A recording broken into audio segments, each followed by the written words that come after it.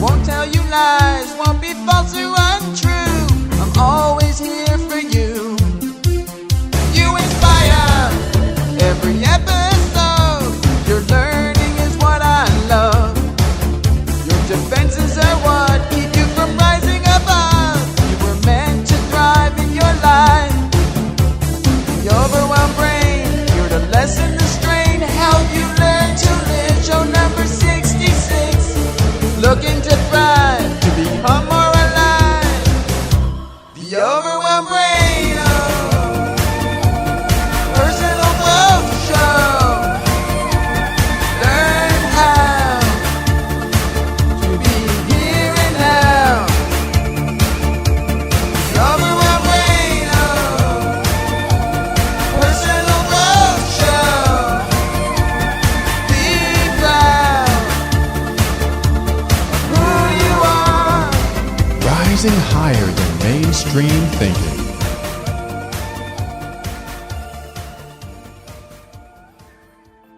Are you annoyed by affirmations? When you hear someone tell you to think positively, do you listen closer as if they're going to follow it up with something just as stellar and evolutionary? If affirmations feel like lies and positive thinking feels like denial, then start the journey of incredible learning and growth so that you can create the life you've always wanted now.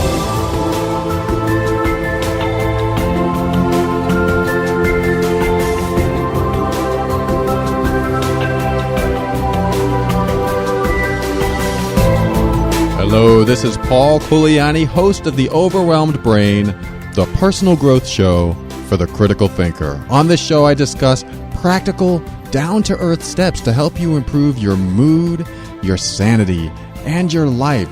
We'll talk about why we do the things we do and what we can do to reach higher levels of happiness and lower levels of stress and overwhelm. My goal is to help you become empowered so that you can create the life you want.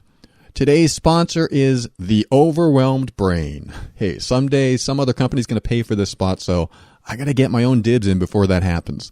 So if you love to read and find some or even lots of enjoyment being happy, visit theoverwhelmedbrain.com/books and get the ebook Clear the Path to Happiness. It's about what you can do to clear all the obstacles that prevent you from being as happy as you deserve.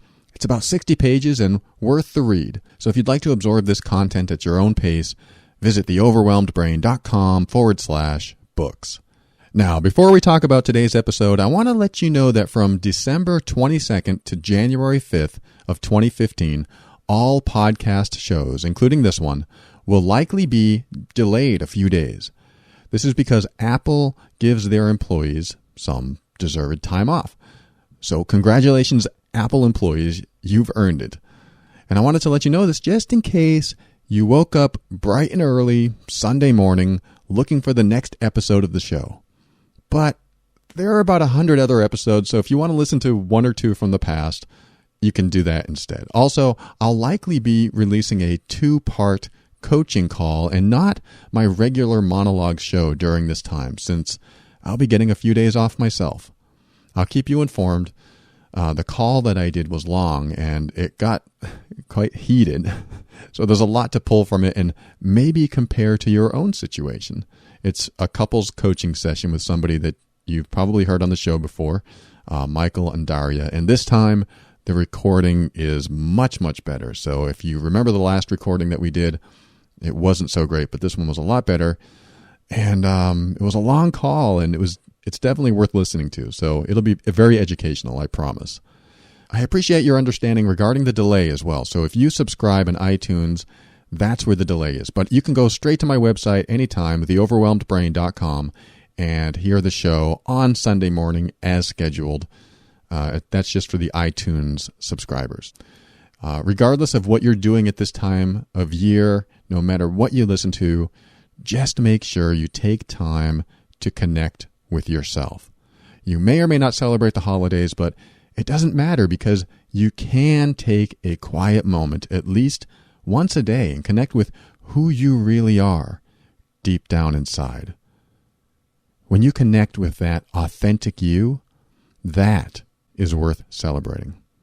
So I've talked with a couple of people this week on the topic of mindfulness and figured out something interesting.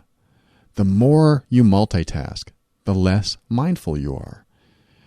That's interesting, but is it useful to know this? I mean, all right, you're less mindful, but how is that a big deal? It's not a big deal, really. It's more of a lot of little deals that add up and feel like lots of big problems. Like some people have a little problem with forgetfulness, and that can be a big problem. Just like some people have a little stress in their life, and that can also be a big problem.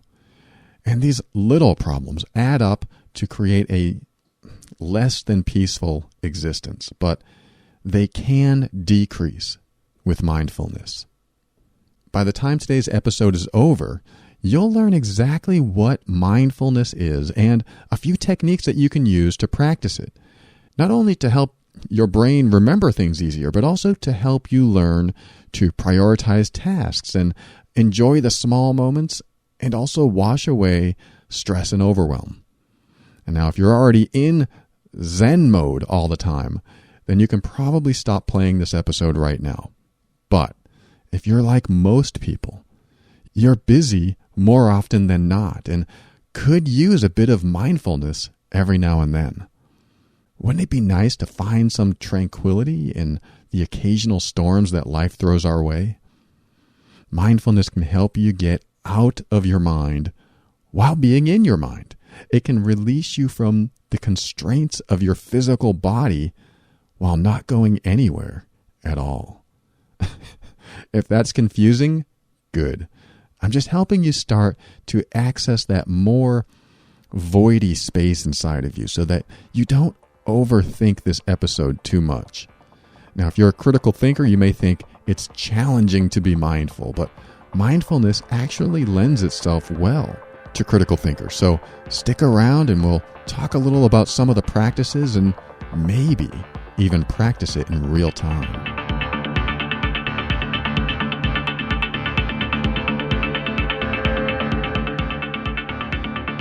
When I was the technical manager for an alarm monitoring station, I was responsible for multiple forms of technology, including computers, alarm receivers, telephone equipment, and a slew of other devices, let alone being the main contact for all the technicians out in the field. Every single task assigned to me, I created a system for. I wrote a 2-page quick reference sheet on how to disarm and resolve issues on every alarm panel we monitored. I was the person everyone came to for their computer questions and any other technical questions they had. When I was in that position, I felt good about what I did for work and confident that I could handle any situation that arose. My attention to detail was stupendous, and the company knew they could count on me. When I was at work, I was stellar. I could remember detailed instructions and passwords and minute technical data without having to think twice. But when I went home for the day, it was an entirely different story. I would leave work and wind down from the day on the way home. And when I walked in the door and my girlfriend asked me about my day, I had trouble recalling almost anything that happened, unless it made a big emotional impact on me. But for the most part, I really couldn't remember the details.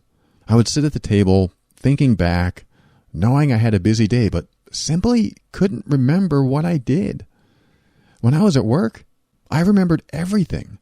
But when I got home, I was like Jell-O. It was like there was a switch that turned off as soon as I left work. Have you ever felt like that after a busy day? You got a ton accomplished and your brain worked efficiently and quick, but you couldn't remember what you did when you got home and relaxed. I felt like this every night. I'd come home and have almost nothing to say because I simply turned off my, quote, work mode.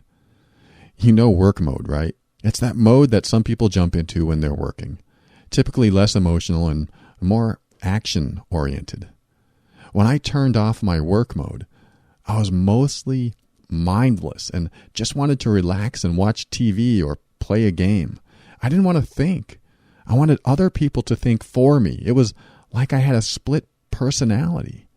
Now, what's funny about that is that it's somewhat true. I would wake up in the morning, and as I started getting ready, I could feel work mode starting to kick in. It didn't, kick in fully, but it was starting. Then when I arrived at work, I was there. I was in the moment, taking care of things as they happened and preventing other things before they did.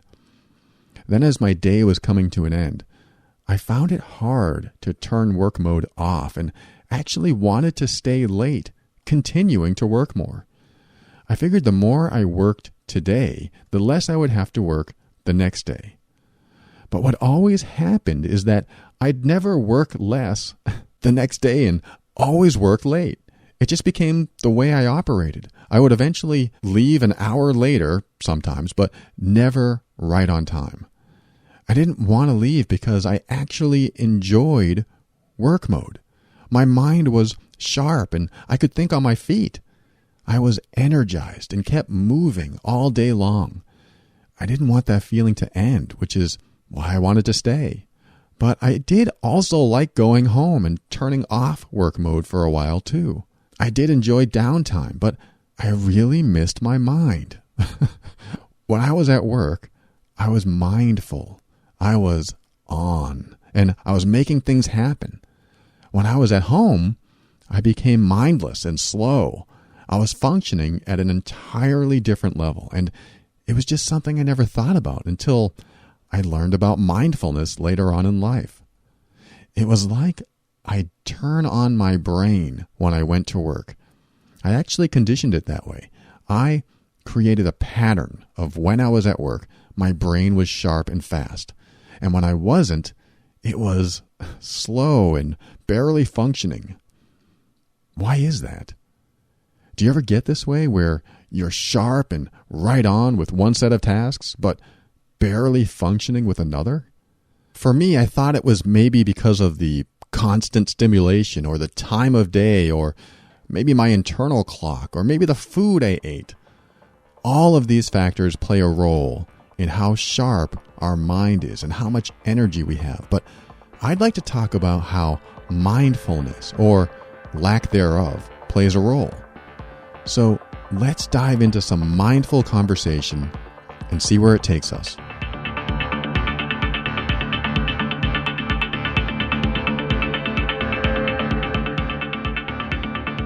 Mindfulness is placing your awareness on your thoughts, feelings, and emotions while being present in the world. It's when you observe yourself experiencing experiences. Think of mindfulness as having a thought, then being aware of how that thought is affecting you. For example, when a friend of mine asked to borrow money from me a few months ago, I didn't want to give it to him because he borrows from everyone, and I realized that enabling that in our relationship would change it drastically. He would soon ask all the time, and then I would feel uncomfortable. So the moment he asked, I could have responded several different ways. I could have made something up like, I don't have any money right now, sorry. Or I could have given him an adamant, no way, I don't want to give you any money. But instead of lying or reacting, I decided to check inward and ask myself what I was feeling and what was true to me. I did this in a matter of seconds, too. I thought, I don't want to lend him any money, so what do I need to do to honor myself in this situation? If I lend him money, it will change how we relate to each other.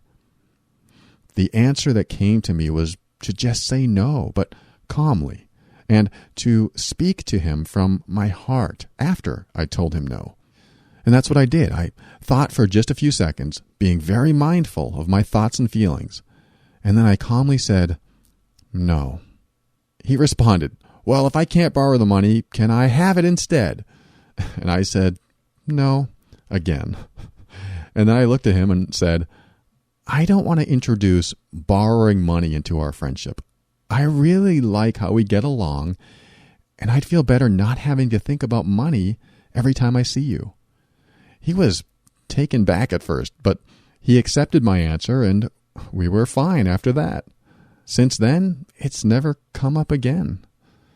I stayed mindful of how I was feeling inside and what I really wanted.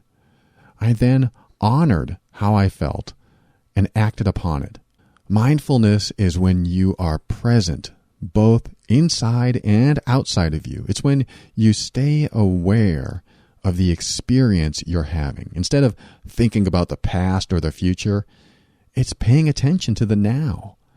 The difference I perceive between, say, presence and mindfulness is that presence is more externally focused, where you aren't diving into your own thoughts and feelings, but being receptive to other people and your environment without your own judgments. Where mindfulness is when you are present externally and also aware of what's going on inside of you too. It's being conscientious of the thoughts, emotions, and sensations that are happening in your body. For people that are always wired and staying busy, it's a real challenge to stop and pay attention to what's going on inside of you. For as long as I've known my mom, well, I guess that's all my life, she's been this way. High energy and always keeping her mind occupied. Whenever we talk, if we ever start to get into her feelings about something painful, she immediately changes the subject. She never goes inward to process anything and always redirects the conversation when it happens.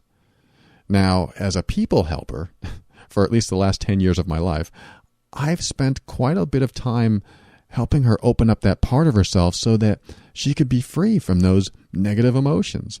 But just a few years ago, I realized something important. She's not ready to let them go. I think she does want to let the pain of a long-term abusive marriage go, but she doesn't want to talk about it because the pain comes back when she does. So she stays busy and doesn't allow herself to have painful thoughts and emotions come to the surface. The busier she stays, the more those old, painful feelings keep getting stuffed back down. Mindfulness is when you can step out of the consistent stimulation of your environment and be aware of what's happening inside of you, even if you don't want to face what might be painful memories. The more you resist and avoid, the longer the painful thoughts and emotions stay buried and even come out in destructive ways later, whether that's through physical symptoms of stress or through behavior like bursts of anger or passive aggressiveness. When you're mindful, you can start processing what's coming up in the moment instead of letting things pile up inside of you. This is what mindfulness does. It helps you become aware of what's happening inside of you so that things don't get thrown into the pile to be discovered later. It reminds me of the worst job I ever had as a service dispatcher. This was before email, so I would get paper, lots of paper on my desk. Coworkers would hand me a customer's information on a piece of paper, and I'd add it to my to-do pile. The problem was I was already working on something else when I got this new piece of information, so my pile got bigger and bigger, and soon it was impossible to keep up with. There was no free time because there was always something to occupy my time. My pile of papers was about 3 inches thick, and the phone never stayed silent long enough for me to get to the pile. So customers would call upset that they hadn't been taken care of yet, and the job ended up giving me headaches. This is what happens inside of you if new information comes your way that you need to take care of, but you don't have time to. This is like the high-energy person who keeps themselves busy so they don't have to deal with what's happening inside of them. The new data that comes at them is piled on top of the old data and helps push the older data even further down. In other words, while pushing the old data down, they may also be repressing negative emotions. Of course, that's not how all of us process information. I mean, just because you're not being mindful doesn't mean you are repressing negative emotions. It's possible you aren't repressing anything at all and are simply not being mindful. But not being aware of what's going on inside of you can lead to repressing emotions, that's for sure. But it can also lead to other things like stress and overwhelm or unhappiness and scatterbrain and forgetfulness. And not only that, but you end up missing much of life because you're always staying busy. It's like taking a camera on a roller coaster and taking pictures of the experience instead of living the experience. Now, if you don't like roller coasters, sorry about that description, but you get the idea. It's like you're focused on what's on the camera and not what you're immersed in. When you aren't immersed and aware of everything that you're experiencing, you're not mindful. When you do this, you remove yourself from the experience and aren't as aware of your own presence in a situation. I can understand how something like this can be useful in a scary situation. In fact, children learn to dissociate or separate from their experience when there's a lot of abuse. It's a coping mechanism to help them survive the pain they're experiencing in the moment. If you've had any type of trauma or abuse in your childhood, it's possible you learned a coping mechanism that helps you separate from the pain. You could have learned it so well that you apply it now to any situation that you don't want to face head on in life. And the more you apply it, the more stress and overwhelm you create because the bad stuff you went through as a child wasn't being processed. It was being buried. It was handy to bury this stuff as a child, but buried pain doesn't stay buried. It comes out eventually. Now, it's up to us how it comes out, whether through mindfulness or therapy or being vulnerable with a friend. It's all available to us if we just let ourselves take the steps we need to take in order to heal. You may or may not have any repressed pain or negative emotions, but you may be experiencing stress and or overwhelm of some sort. After all, people in complete bliss all the time typically don't listen to shows like this. They just bliss out to nothing. This show exists to help you get closer to bliss. Well, that's actually not true. This show just helps you heal and grow. So if after you do that, you want to get closer to bliss, that's up to you. The path you choose is yours to do so. It's all a matter of where you want to be in life and what you want to accomplish. For this episode, I want to accomplish helping you learn mindfulness. And the reason I want to do that is because by learning it, you get to cover a foundational element of healing and growth. Once you learn to be more mindful in situations, you start experiencing the world more as it is, instead of any unrealistic interpretations you may come up with about it. In other words, the world is our experience, and we can either be mindful of what's happening here and now, staying aware of what's going on inside of us as well as outside, or we can just say, next, over and over again, just absorbing new data all the time without totally immersing ourselves in what we already know. That doesn't mean we can't be quick and efficient. It just means we're not burying what we've learned to simply go on to the next thing. So let's do that. Let's go on to the next thing, since I just mentioned it. We'll talk about what's next, which is what's next.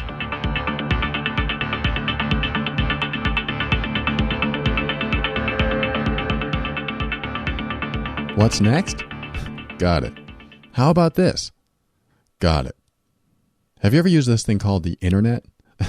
That's a what's next machine. In fact, I bet ever since we started automating machines in like the 1700s, we've been in what's next mode. What's next mode is when you feel the need to be consistently stimulated, whether it's with new knowledge or recreation or drugs or alcohol or caffeine, all of these short bursts of stimulation to help us fulfill that what's next need. The internet is a portal to every type of mental stimulation available except actual experience.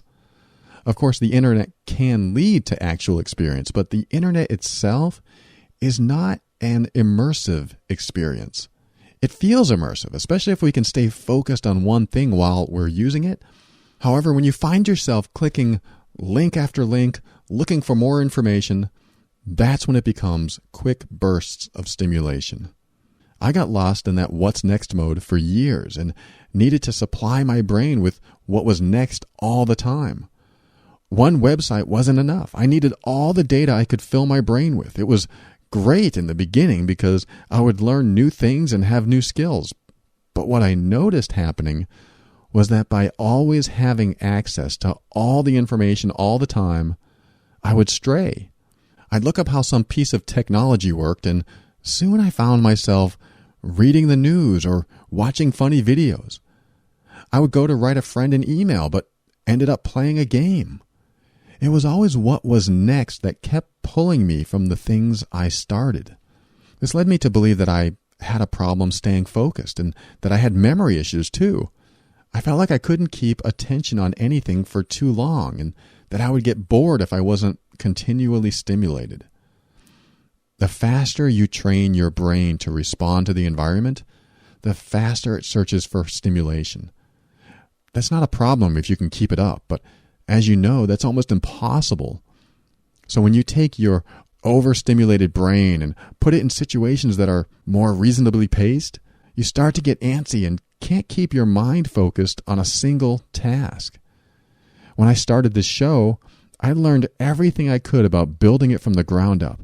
I dove into website after website and watched videos and joined groups. I did everything I could to learn more about every aspect of starting a venture such as this.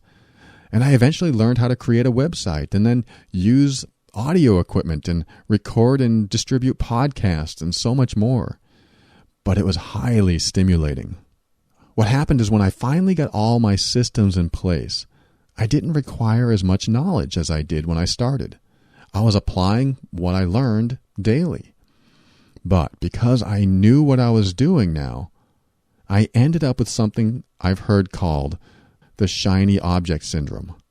It's not a clinical term, but it does describe well how I felt for months, always chasing the next shiny object. It's a metaphor for continuously being lured into the next tantalizing thing. For example, when I started, I had to consider how I was going to sustain myself while I recorded shows every week. No one pays you to podcast. You need to seek forms of income that will pay the bills and keep a roof over your head, let alone all the costs of running a show to begin with. So I considered getting sponsors for the show, or creating a personal growth course, or making a membership site that requires a monthly fee. I went through all kinds of things in my head.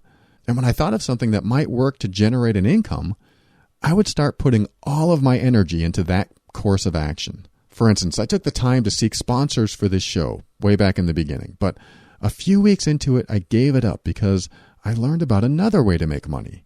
So I went in that direction, and soon I heard about another source of possible income, so I started focusing on that instead. Shiny object after shiny object kept tempting me, so I would never complete what I started and just jump into the next chase. This can happen to anyone that doesn't follow a path to full completion. This is a severe lack of focus and is the opposite of how we need to be in order to succeed in anything in our life. Robert Kiyosaki has the perfect acronym for the word focus. It's this: follow one course until successful. As soon as I adopted this into my life, I actually started completing tasks and getting out of the shiny object syndrome. I got distracted much less and finished projects more often. In fact, that acronym is the reason I was able to create my first ebook and almost finish up my second one as we speak. I chose to follow one course until successful, and also to the exclusion of almost anything else.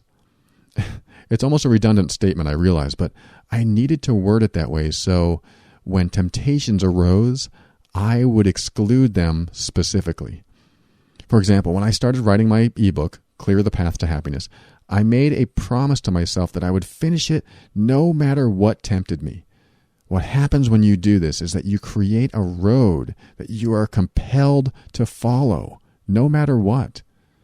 When you're compelled to do something, you either do it to fulfill that compulsion or resist doing it with all your might. So compelling yourself to do something that will benefit you can be a very good thing.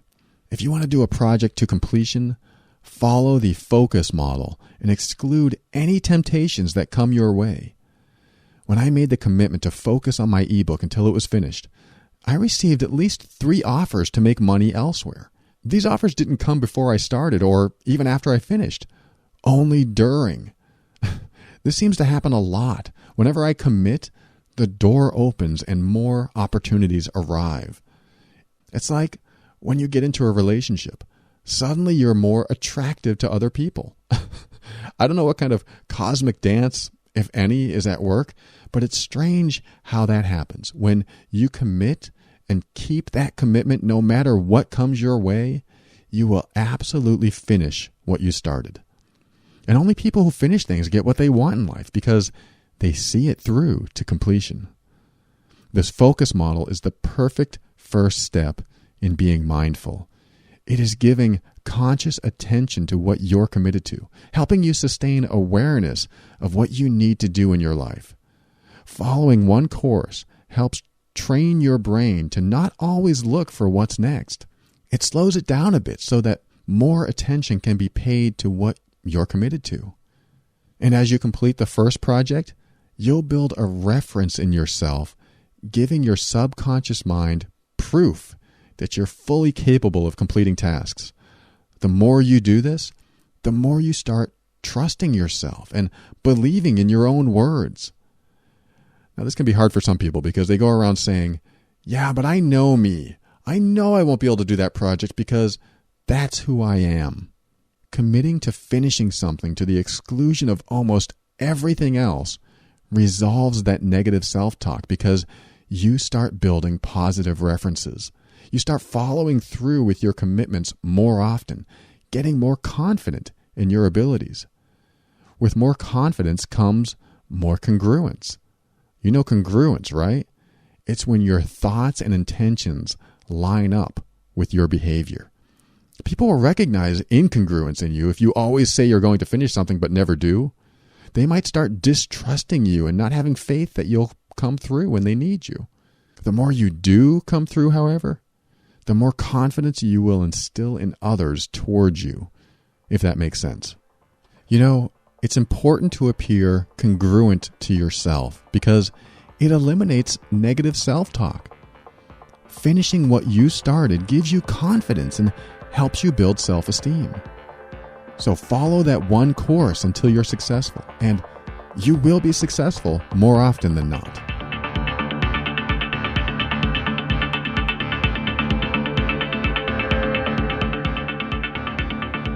Practicing mindfulness is just that, practice.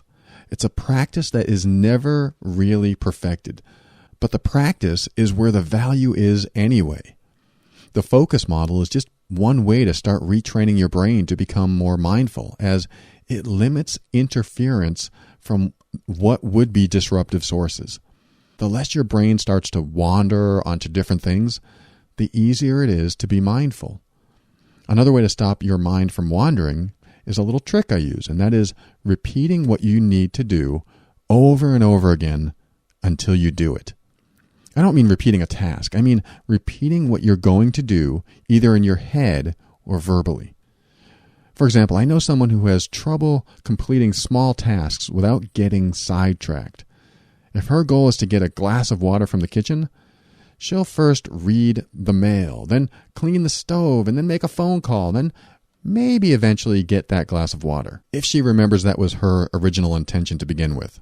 I told her the next time she starts to do something, to repeat that something in her head. Like, get a glass of water and nothing else. Get a glass of water and nothing else. Get a glass of water and nothing else. And if she repeats that over and over again, she'll most likely complete the task. After that, she can read the mail and clean the stove or whatever. But the idea is to complete what you started more and more so that your subconscious mind will trust you. I know that sounds weird, but your subconscious mind learns from what you feed it. So if you feed it that you're going to get a glass of water, but then you end up sitting on the couch watching TV, never having made it to the kitchen, you will actually have less confidence in your abilities to do things in life. It's a stretch, I know, but I've been this way, and I've had to do this in my own life. I had to start repeating phrases like, no matter what, I'm going to wash the dishes now. No matter what, I'm going to wash the dishes now. Now, that's just one example, of course, but it gives you an idea of what you can do to start building confidence and trust in yourself that you are a person who gets things done. You take action and follow through. That does a lot for your confidence and self-esteem, let alone helping you learn to practice mindfulness more and more. I still practice this today, these repeating phrases, except now they're more of a subconscious program that kicks in as a reminder to get back on track. But even now, as I speak, I want to check my email or be entertained, but I hear myself saying, stick to the show and talk until you're done. Stick to the show and talk until you're done. By doing this, it helps me get back on track and finish what I'm doing no matter what. This has helped me tremendously. Finishing something no matter what is a powerful process. And it really isn't even a process at all. It's just a practice.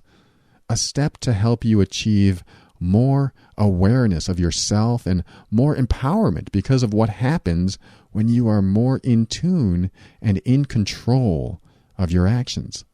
Things don't always work out as planned, but you do your best because this isn't about things working out better. It's about you making commitments and following through to help your brain be a bit more organized and less chaotic.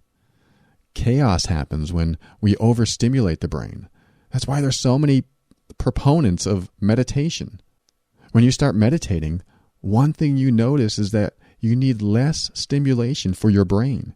You start becoming more mindful of yourself and the world around you. I don't talk about meditation much on this show because you've heard about it over and over again from so many other sources. And quite frankly, I don't schedule meditation into my daily routine. I just allow it to happen when it needs to. Even today, I had something on my mind, so I stopped recording and I laid my head down on my desk. It may sound a bit strange, but after a quick 10-minute rest and meditation, I had more energy and my brain was functioning faster as a result. I guess you could call this meditation on demand because I just do this whenever I need to. I used to do this at my office job I had too. I would go into the break room and sit on the couch and then close my eyes and relax.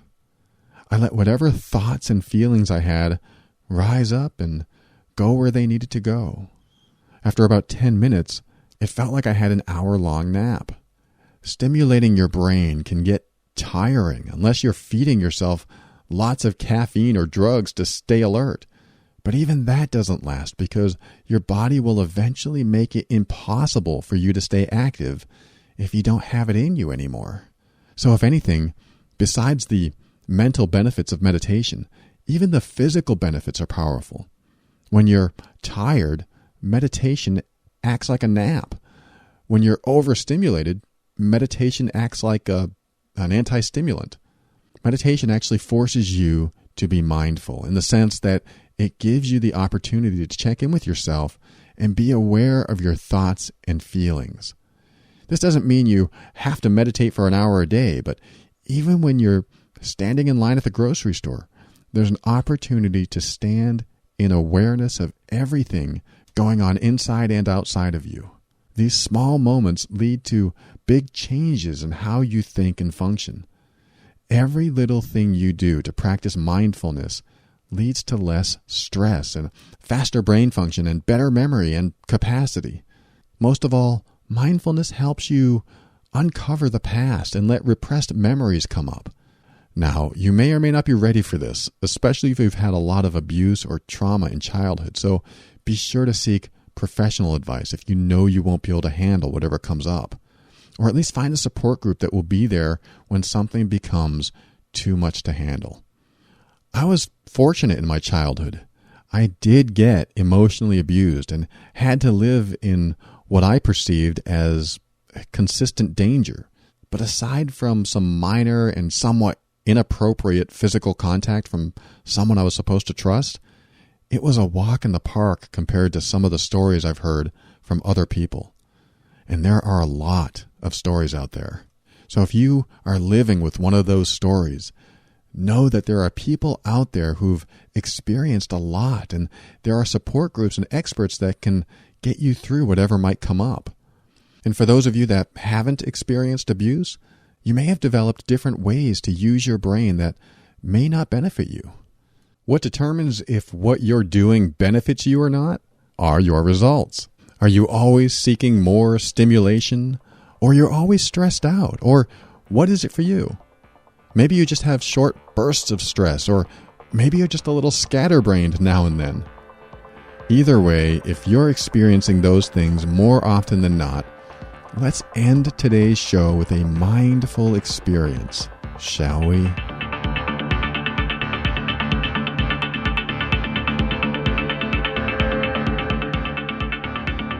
When I was the technical manager at that alarm company, I was sharp. I was on the ball. I could answer almost any question lightning fast. But why? Because I was in the perfect storm of criteria that allowed it to happen. I enjoyed what I did for work. I was working with people I liked, and it was in a field I enjoyed learning about. I also felt like I was being treated fairly and that I could actually rise in the ranks with the company I was with. When I got to work, I turned on because the environment trained my brain to be quick and agile. But when I got home, even though I enjoyed being home, I was no longer mindful. I was mindless. I turned off. I do like the idea of leaving work at work, but not at the expense of my energy and brain function. So I started getting into things that I could focus on at home, too. I didn't want to just mindlessly watch TV every night, so my girlfriend and I took up ballroom dancing. This reinvigorated my body and brain and got me into a rhythm that helped me become mindful in activity instead of mindless in drip-fed recreation like video games and TV. We didn't dance every night, but we did it enough that it gave me the boost I needed, where I didn't feel so off when I got home at night. Having one thing to occupy my mind instead of multiple forms of entertainment also kept my mind sharp and allowed me to practice mindfulness without even trying. Sure, it was mindful in the sense that I checked in with my thoughts and feelings because I really didn't do that back then, but keeping the focus helped me fine-tune my brain and get it ready to become mindful one day, which is what I practice now. So let's do a process that helps you become more mindful, and maybe you'll understand it well enough so that you can do it on your own. Now, this isn't the only way to be mindful, but it's one. So it might be best if you weren't driving or flying a plane right now. Or if you're flying a plane, just make sure you're not the pilot. For everyone else, let's begin by noticing the world around you in just the way you notice it. Whether it's what you see or what you hear or touch or smell or taste. Just be aware of what's outside of you and your body. And whatever you observe, try not to make too many judgments about it. And as you notice things, if any thoughts about those things come up, let them come up. If any sensations or emotions come up, let them rise to the surface too.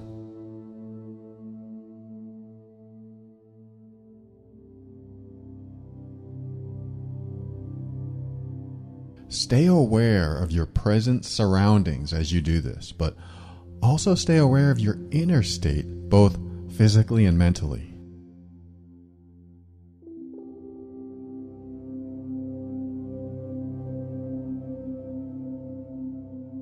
Be present and in the moment by not traveling to the past or the future in your mind, and just experience now as it is.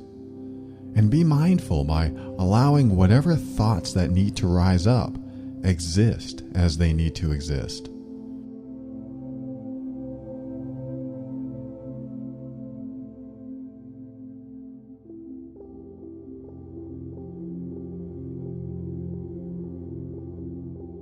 Pretend that you have an entire hour to yourself where no one is around to influence you, ask you questions, or demand things of you. And you're just here to experience the vitality and beingness that is you. And if someone is around, be mindful of their presence, but not judgmental of their behavior.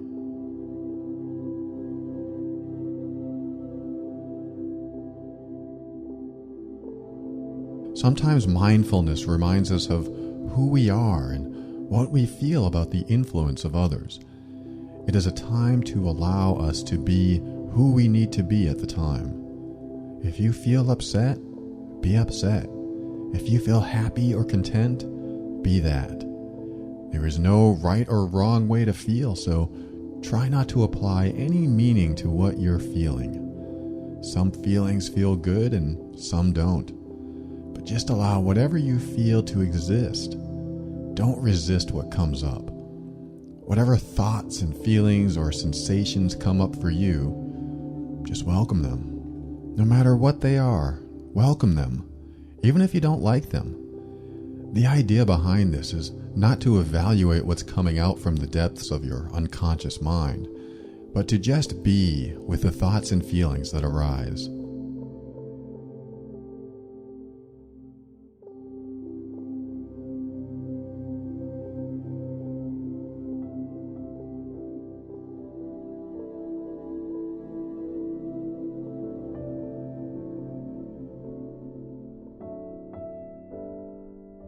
And while you're doing this, just breathe.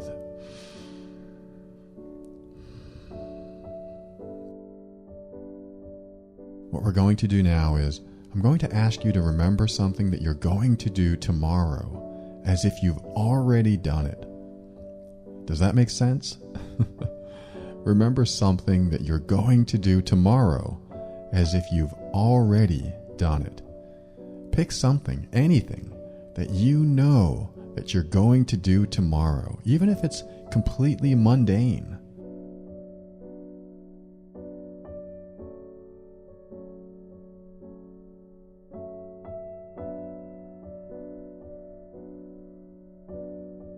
All right, now let's travel through our internal senses one at a time.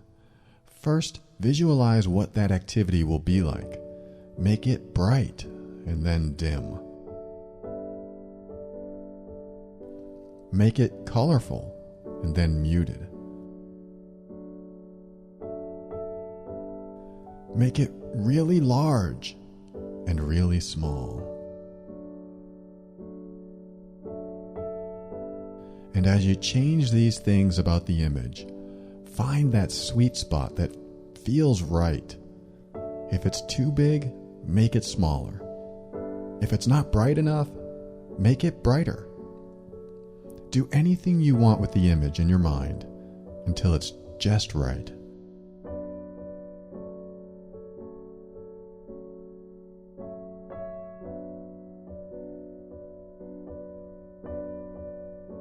If you have any trouble visualizing, just pretend that you can see what I'm talking about.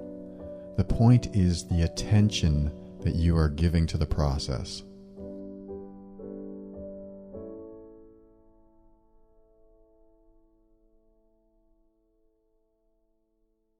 Next, hear what you hear in this activity that you're going to do tomorrow.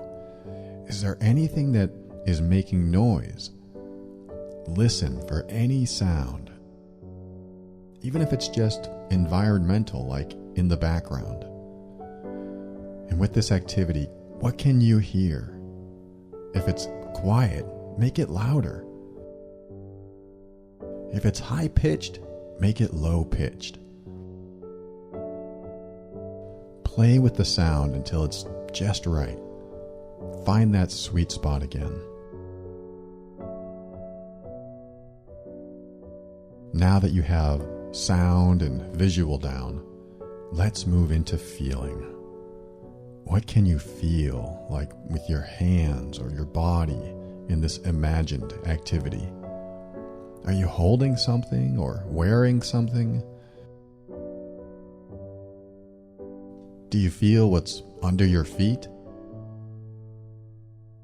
whatever feelings you have, amplify them or decrease them, looking for that sweet spot.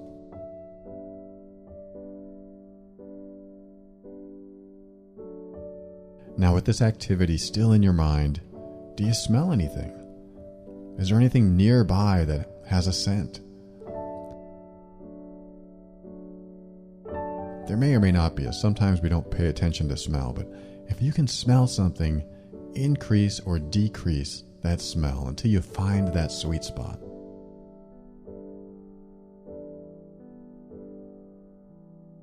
Now the last is taste.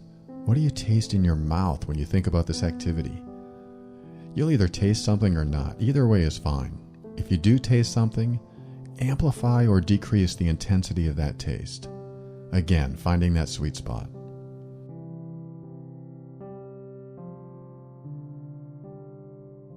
All right, imagine yourself going through this entire activity as if you were really there.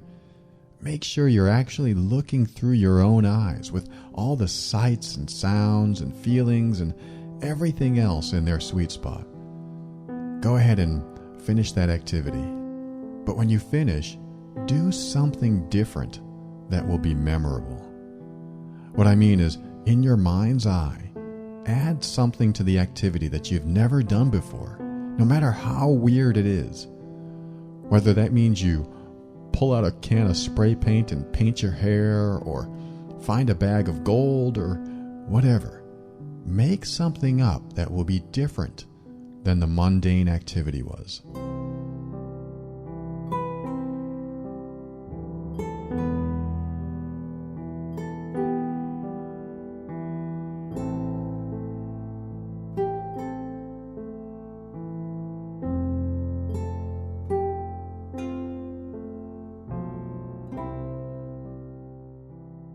You got it?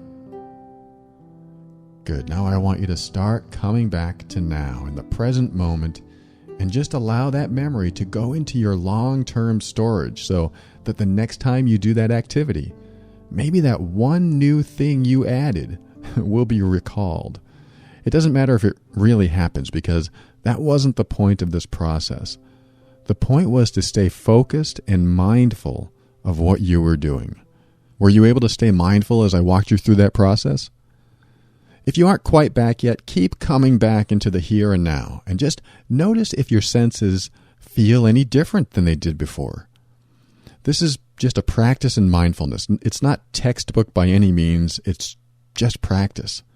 If you were mindful and present during that entire process, then you know that you have the capability to slow down every now and then and take some time to just be a while. If you kept drifting into other thoughts and ideas, then just practice some of the steps from this episode. It may take some time for your brain to get used to not being so overly stimulated, always taking you in different directions.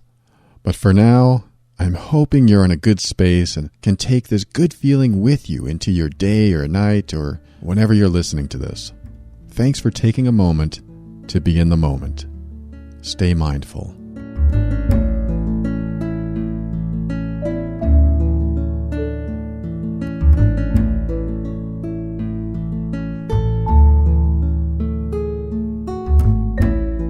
Thank you for listening to another episode of The Overwhelmed Brain. I thank Anthony, Jeff on Facebook, Allie, Teresa, Michael, Simone, Jamie, Rachel, Josh Denning over at Tropical Entrepreneur for inviting me as a guest on his show, Jerry and Jenny and Johannes and Joe and Christy and Irving and Greg and Kim, who's reading my ebook on Goodreads.com, Johnny and Amy and Nicole and Erica and Alexandria, Mo for his fantastic review in iTunes, and Joe in Facebook, Dan, Jim, Tracy, and Lauren.